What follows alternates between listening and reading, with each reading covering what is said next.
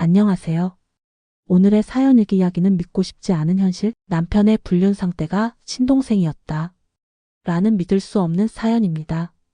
구독과 좋아요는 큰 힘이 됩니다. 그럼 시작하겠습니다. 사람의 감정은 참 묘하지요. 한 사람이 무심코 던진 말 한마디, 그 한순간의 표정이 평생을 뒤흔들 수 있다는 걸 저는 그날 처음 알았습니다. 제 이름은 최유진입니다. 36, 결혼 6년 차. 남편 도연 씨와는 대학 시절부터 8년을 만나 결혼했어요. 아이 없이 둘이 사는 조용한 삶. 남들 보기엔 심심할지 몰라도 저는 그런 평범함이 좋았어요. 적어도 불행은 아니라는 뜻이니까요. 그날도 평소처럼 저녁상을 차리고 있었어요. 된장찌개는 적당히 자작했고 두부조림은 달큰하게 졸였지요. 사온 열무김치까지 꺼내 식탁을 차리면서 저는 그 사람을 기다렸습니다. 하지만 10시가 넘어도 남편은 오지 않았어요. 도연 씨가 집에 들어선 건 밤 10시 반쯤이었지요. 셔츠 단추가 풀려 있었고 정장에는 술 냄새가 배일 대로 배어 있었어요. 피곤한 얼굴이었지만 저는 일부러 묻지 않았습니다. 그냥 피곤한가 보다. 요즘 회사 일이 많다고 했으니까요. 하지만 이상하게 낯설었어요.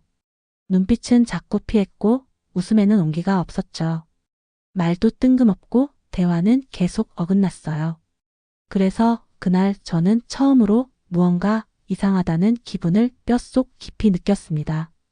다음 날 아침 도연 씨가 샤워하러 들어간 사이 핸드폰에서 진동이 울렸습니다. 무심코 들여다본 화면엔 저장되지 않은 번호로 문자가 와 있었어요. 어제 너무 좋았어요. 다음엔 우리 여행도 가요. 심장이 쿵 내려왔더군요. 그 문장은 너무나 분명했어요. 배신, 불륜, 파괴 그런 단어들이 머릿속에 파도처럼 밀려왔지요. 저는 그 번호를 메모장에 조용히 적어두었습니다. 그리고 아무 일도 없던 사람처럼 아침 식사를 준비했어요. 식탁에 마주 앉아있는 남편에게 물었죠. 요즘 일 많아요? 무리하지 말아요. 그 사람은 피식 웃으며 고개를 끄덕였습니다. 그 웃음이 이젠 참기 힘들 만큼 낯설었어요. 그날 저녁 저는 방 안에 앉아 핸드폰을 꺼내 들었습니다. 그리고 그 번호로 문자를 보냈죠. 김도연 씨 아내입니다. 대화가 필요합니다. 잠시 후 답장이 왔습니다. 죄송해요. 만나서 말씀드릴게요. 언제가 편하세요? 손끝이 차가워졌고 등줄기를 타고 소름이 돋았어요. 눈물도 분노도 아니었어요. 그저 모든 세상이 조용히 부서지는 소리만 들렸습니다. 만남은 다음날 오후 3시 강남의 작은 카페에서 하기로 했어요. 그때는 몰랐어요. 그 자리에 나올 사람이 제 친동생일 줄은요. 카페 문을 열고 들어가는 순간 제 심장은 빠르게 뛰기 시작했습니다. 손에 쥔 종이컵은 이미 식어 있었고 입 안은 마른 나무 껍질처럼 까슬까슬했어요. 저는 천천히 고개를 들어 약속한 창가 자리를 바라봤지요. 그리고 그 자리에 앉아있던 여자를 보는 순간 세상이 조용히 정말 잔인하게 멈췄습니다. 거기엔 낯선 여자가 아닌 제가 10살 때부터 손을 잡고 같이 자라난 아이. 제 동생 최서연이 앉아 있었어요. 그 애는 제 눈을 피하지 않았어요. 도망치지도 않았습니다. 오히려 그 눈빛엔 이상한 담담함과 체념 같은 게 묻어 있었어요. 서연아. 제 입에서 그 말이 나오기까지 시간이 좀 걸렸습니다. 목이 메어서 말이 잘 나오질 않았어요. 하지만 그 애는 조용히 고개를 끄덕였고 마치 준비된 사람처럼 입을 열었습니다. 언니 미안해. 정말 미안해. 그 짧은 말이 그렇게 잔인할 수 있다는 걸 저는 처음 알았습니다. 사과라는 말이 이렇게 차갑고 이렇게 허무할 수 있다는 것도요. 왜 하필 너야? 서연아, 왜 너였냐고. 제 목소리는 점점 떨렸고 손등 위로 눈물이 한 방울 또르르 떨어졌습니다. 사람들이 쳐다보는 것도 알았지만 그 순간엔 아무것도 중요하지 않았어요. 서연이는 울지 않았습니다. 오히려 저보다 차분했지요. 그 애는 말했다고 했어요. 처음엔 모르는 사람이었고 시간이 지나면서 알게 됐다고요. 그런데도 멈출 수 없었다고. 그 말에 저는 주먹을 꽉 쥐었습니다. 멈출 수 없었다고? 가정을 알면서도, 가족이면서도 멈출 수 없었다고요? 나는 그 사람 사랑한 적 없어. 그냥 내가 필요했던 순간에 언니 대신 그 사람이 곁에 있었던 거야.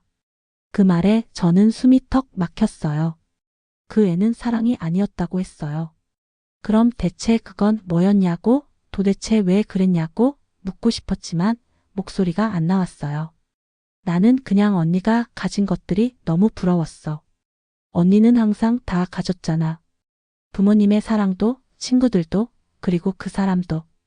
그 순간 가슴 한가운데가 찢어지는 듯 했어요. 사랑이 아니라 열등감이었다고요? 그렇게 무너뜨릴 만큼, 그렇게 망가뜨릴 만큼.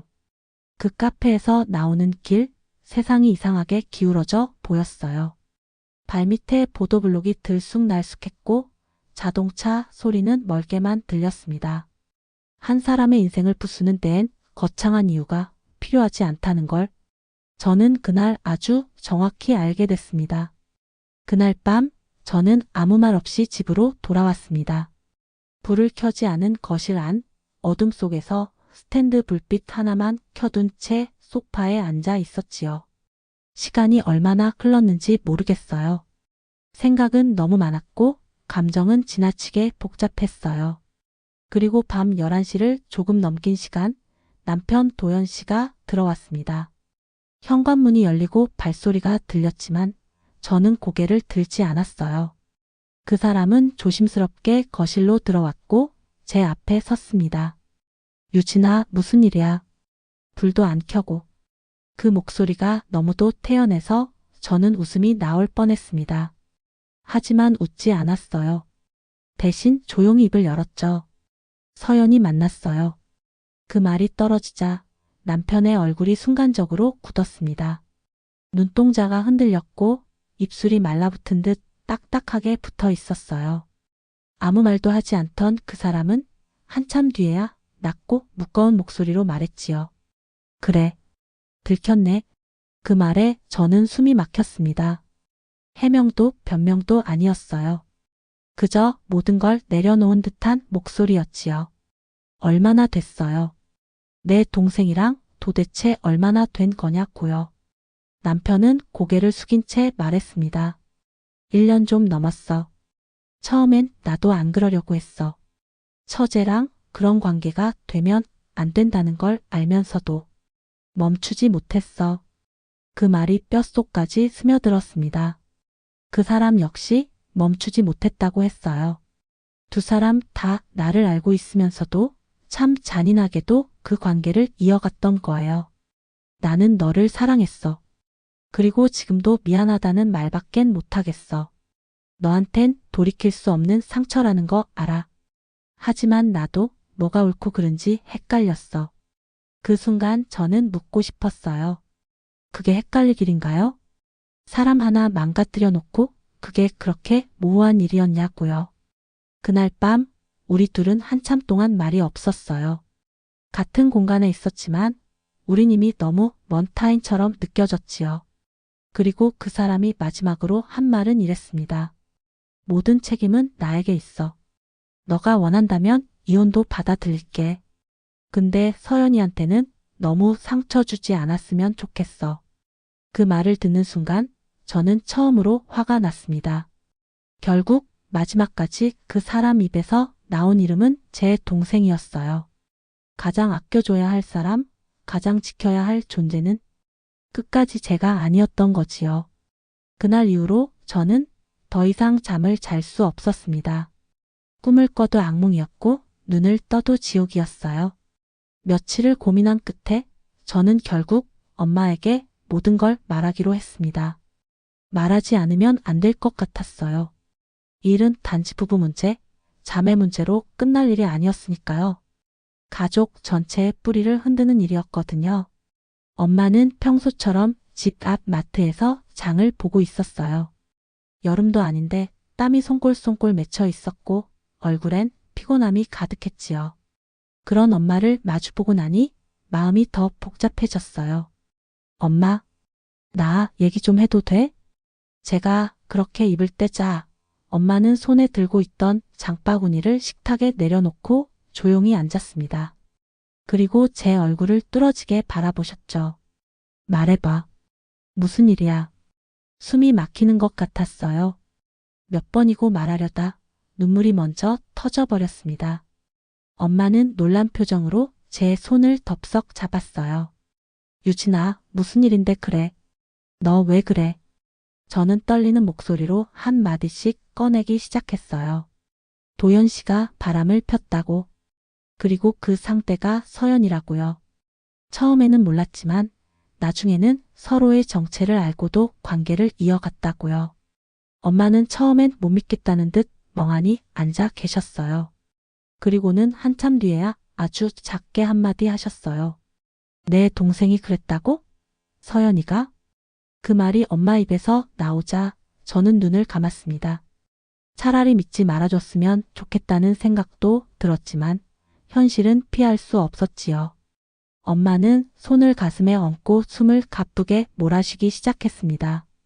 그 순간 저는 괜히 말했다는 생각도 들었어요. 엄마까지 무너뜨리고 싶진 않았거든요. 그러나 엄마는 이내 눈물을 삼키며 말했습니다.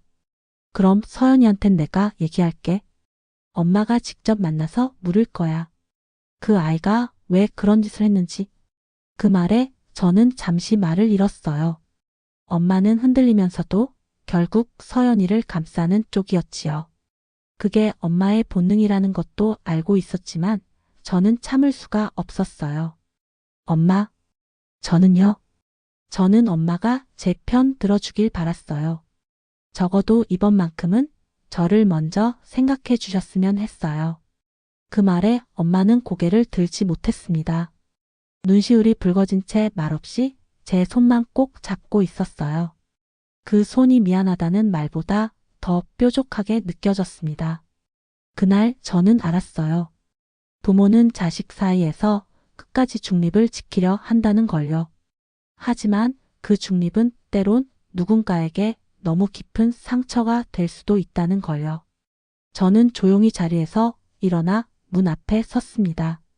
그리고 마지막으로 한마디 했습니다. 엄마, 이번엔 중립 말고 딸 하나만 선택해줘요. 며칠 후 서연이 엄마 집에 찾아왔습니다. 엄마가 부르셨다고 했지요. 그날 저는 일부러 밖에 나가 있었습니다. 그의 얼굴을 다시 마주할 자신이 없었거든요. 하지만 전화기 너머로 들려오는 엄마의 목소리는 생각보다 더 지쳐 있었어요. 유진아, 혹시 오늘 잠깐 집에 올 수 있을까? 너랑 서연이랑 같이 얘기 좀 하면 좋겠어. 저는 처음엔 아무 말도 하지 않았습니다. 대신 천천히 돌아서 엄마 집으로 향했지요. 문을 열고 들어섰을 때 거실엔 세 사람이 있었습니다. 엄마, 도연 씨, 그리고 서연이. 모두 정적 속에 앉아 있었고 그 안에서 저는 이질적인 공기처럼 떠 있었습니다. 어색한 침묵을 깨고 엄마가 먼저 말했어요. 너희 이렇게 있을 일은 아니잖니? 가족끼리 아무리 큰일이 있어도 얘기는 해야지. 저는 고개를 끄덕이지 않았습니다. 그저 서연을 바라봤어요. 그 애는 저를 피하지 않았습니다. 오히려 처음보다 더 담담해진 표정이었어요. 유진아, 언니? 그 애는 조용히 말을 시작했어요. 나는 언니 인생을 망치려고 그런 게 아니었어. 그냥 내가 너무 외로웠고 누군가한테 필요하다는 느낌을 받고 싶었어. 그 순간 저는 웃을 뻔했어요. 외로워서? 누구나 외로워요. 하지만 그 외로움을 그렇게 풀면 안 되지 않나요? 그건 단순한 외로움이 아니라 파괴라고요. 엄마는 조심스럽게 제 손을 잡았습니다. 유진아, 내 마음 알아. 정말 알아. 하지만 이대로 서로 원수처럼 살 순 없잖아. 서연이도 잘못했다고 했잖니? 그 말에 저는 천천히 고개를 저었습니다. 엄마, 서연이는요? 단 한 번도 진심으로 미안하다고 한 적 없어요. 그저 상황을 설명하고 감정이 그랬다고 말했을 뿐이에요. 그게 사과예요? 도연 씨는 한마디도 하지 않았습니다. 끝까지 묵묵히 앉아 있었어요. 그 모습이 더 비열하게 느껴졌습니다. 어떻게 사람이 저렇게까지 무책임할 수 있을까요? 그래도 한 집안의 남자였던 사람이 그저 고개만 떨군 채 두 여자의 말다툼을 듣고 있다는 게 너무 초라해 보였어요. 그날 밤 저는 가방을 들고 엄마 집을 나왔습니다. 뒤도 돌아보지 않았어요. 차가운 바람이 불었고 밤하늘은 유난히 흐려 있었어요. 도시의 불빛조차 눈에 들어오지 않았습니다. 그렇게 저는 알게 되었어요. 가족이란 이름 아래 숨어있던 이기심들이 어떻게 한 사람을 무너뜨리는지 말이에요. 그 집은 더 이상 제가 돌아갈 수 있는 집이 아니었습니다. 며칠이 지났지만 누구도 먼저 연락하지 않았습니다. 엄마도 서연도 도연 씨도 모두 조용했어요. 마치 아무 일도 없었던 것처럼 아니면 서로가 무언의 공모라도 한 것처럼요. 그 침묵 속에서 저는 스스로를 잠식해 갔습니다. 가만히 앉아만 있어도 눈물이 나왔고 밥을 먹다가도 손이 덜덜 떨렸어요. 시간은 지나는데 상처는 오히려 선명해졌지요. 그러던 어느 날 택배 하나가 도착했어요. 보낸 사람은 서연이었습니다. 속이 울렁거렸지만 저는 결국 상자를 열었어요. 그 안엔 편지 한 장과 낡은 사진 몇 장, 그리고 제가 어릴 적 쓰던 일기장이 들어 있었습니다. 그 일기장 속에는 제가 초등학생 때 적은 글귀들이 가득했지요. 오늘 서연이랑 놀았다. 서연이는 내가 제일 좋대. 서연이가 내 인형을 몰래 가져갔다. 그래도 봐줬다. 귀찮으니까. 그 글들을 읽는 순간 알 수 없는 씁쓸함이 올라왔습니다. 그 애는 늘 저를 바라봤고 저는 늘 그 애를 밀어냈던 기억들이 조금씩 떠올랐지요. 편지에는 이런 말이 적혀 있었어요. 언니, 나는 어릴 때부터 언니 그림자였어. 엄마도 아빠도 다 언니만 봤고 나는 늘 언니의 자투리 시간을 살아야 했어. 도연 씨를 처음 만났을 땐 그저 위로였어. 누군가 나를 제대로 바라봐 주는 느낌이 처음이라. 이성인지도 모르고 매달렸던 것 같아. 하지만 이제는 놓을게. 도연 씨와의 일도 언니와의 기억도. 이게 내가 할 수 있는 마지막 정리야. 편지를 다 읽고 나니 이상하게도 눈물이 나지 않았습니다. 그저 머릿속이 멍했어요. 그날 밤 도연 씨가 찾아왔습니다. 현관 앞에 서 있던 그 사람은 여전히 수척한 얼굴이었어요. 유진아, 나 좀 봐줘. 얘기 좀 하자. 저는 문을 열지 않았습니다. 문틈 너머로 들리는 그의 목소리는 더 이상 감정이 실리지 않았어요. 미안하다는 말, 다시 시작하고 싶다는 말, 그 모든 말들이 이제는 너무 늦은 것처럼 들렸어요. 그 순간 핸드폰 알림이 떴습니다. 최서연, 병원 응급실 도착. 심장이 덜컥 내려앉았어요. 바로 엄마에게 전화했지만 받지 않았습니다. 그제야 알았습니다. 모든 것이 끝난 줄 알았던 이 이야기는 이제야 진짜 파국으로 향하고 있다는 걸요. 병원에 도착했을 때 복도는 비현실적으로 조용했어요. 간호사가 말하길 서연이는 수면 진정제를 과다 복용했다고 했습니다. 다행히 위세척이 빨랐기에 생명엔 지장이 없다고 했지요. 하지만 그 순간 저는 깨달았어요. 일은 단지 복수로 끝낼 수 있는 일이 아니라는 걸요. 응급실 침대 위에 누운 서연이는 너무 작고 창백해 보였어요. 그 애는 천장을 바라보고 있었지만 제가 다가가자 천천히 고개를 돌렸어요. 언니 왔구나. 그 목소리는 한없이 가늘었고 부러질 듯 약했어요. 왜 그랬어? 이렇게까지 할 일은 아니잖아. 내가 어떻게든 다 끊으려고 했잖아. 그 애는 말없이 웃었어요. 입꼬리는 올라갔지만 눈동자는 울고 있었지요. 그 사람도 엄마도 언니도 다 나한테는 닿지 않는 세계 같았어. 나는 아무것도 아닌 사람 같았거든. 그래서 한 번쯤은 나도 중심이 되고 싶었어. 한 사람에게라도. 그게 도연 오빠였을 뿐이야. 그 순간 저는 더 이상 아무 말도 하지 못했어요. 그 애는 분명 잘못했어요. 하지만 그 마음을, 그 공허함을 저는 어쩌면 한 번도 들여다본 적 없었던 것 같았어요. 뒤늦게 도착한 엄마는 눈이 퉁퉁 부은 채였어요. 제 손을 붙잡고 말했지요. 유진아, 서연이 계속 치료받게 하자. 엄마가 책임질게. 정말 이 모든 걸 정리해 볼게. 저는 고개를 끄덕였습니다. 그러고 싶지 않았지만 그러는 수밖에 없었어요. 모든 걸 단칼에 자르기엔 우리는 너무 얽혀 있었으니까요. 며칠 뒤 남편 도연 씨가 이혼 서류를 들고 왔습니다. 아무 말 없이 종이만 건넸고 그날 이후 연락을 끊었어요. 그리고 저는 그 사람과의 관계를 정리하며 서연이의 치료비를 함께 부담하기로 했어요. 누가 보더라도 이상한 일이었죠. 가해자와 피해자, 배신한 자와 배신당한 자의 경계가 이젠 너무 흐릿해져 버렸으니까요.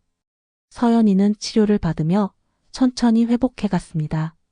그 애는 더 이상 예전처럼 담담하지 않았고 감정을 표현하는 데에 시간이 걸렸지만 적어도 숨진 눈빛은 아니었어요. 그리고 어느 날 서연이가 저에게 한마디 했어요.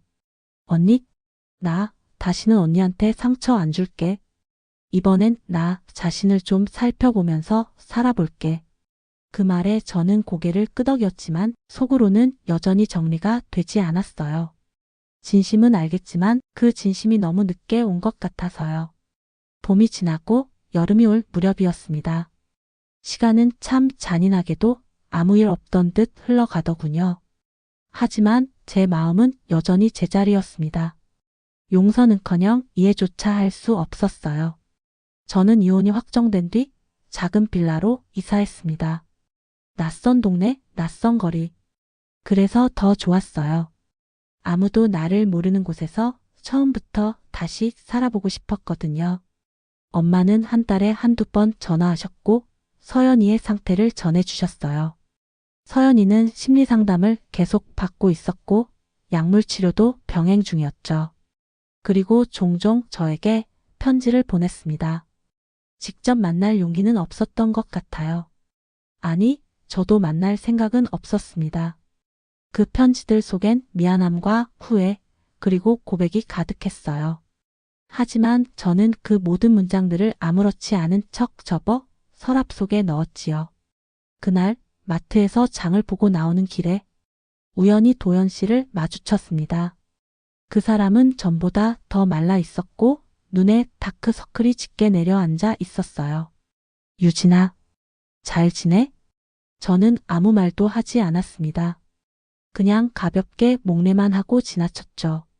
그 사람이 무언가 더 말하고 싶어 했지만 저는 멈추지 않았습니다.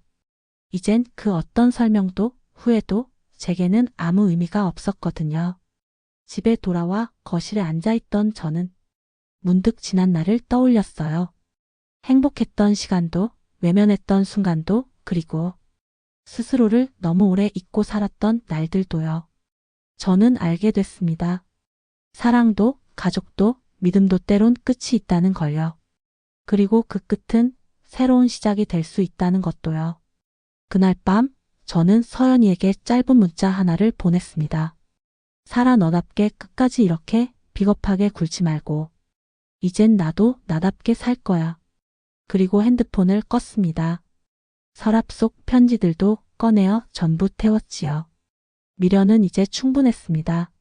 창밖으로 바람이 불고 있었어요. 어쩐지 가슴 한쪽이 조금은 덜 무겁게 느껴졌습니다. 그렇게 저는 다시 살아보기로 했습니다. 누구의 아내도 누구의 언니도 아닌 최유진이라는 한 사람으로서요.